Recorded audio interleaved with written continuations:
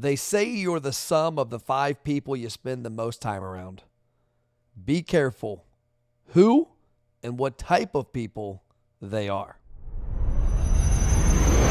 My goal is to help restaurant owners finally get to where they want to go. But more than that, my goal is to find entrepreneurs within that segment that actually know what it means to hustle. That's my goal. Come on the journey with me. Restaurant Marketing Secrets, episode 713. I'm your host, Matt Plapp, and today we take a break from marketing to talk about you. Talk about your mind. Talk about where you're going with your life and how it's impacted by the people around you, by the environment you put yourself in.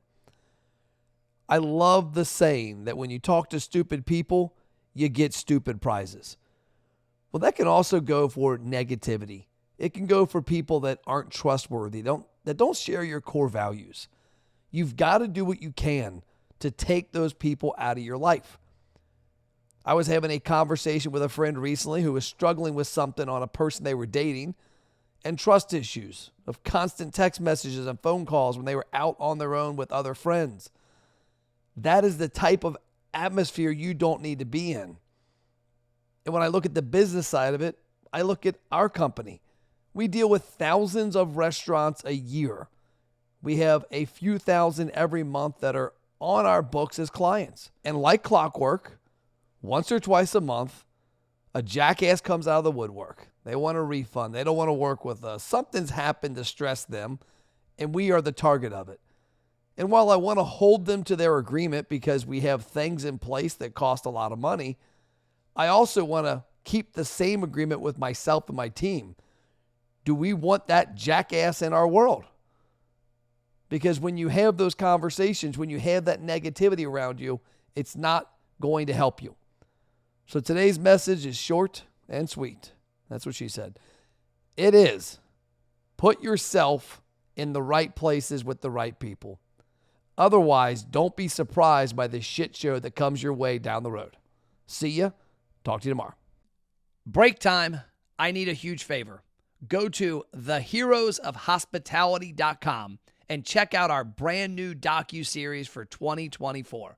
We're creating 8 episodes to chronicle the journey of our business. We're going to be traveling the country, telling your stories as it relates to growing your restaurant's marketing. And you're going to be able to see behind the curtain of what we're building, why we're building it, and how it will benefit the restaurant industry as a whole.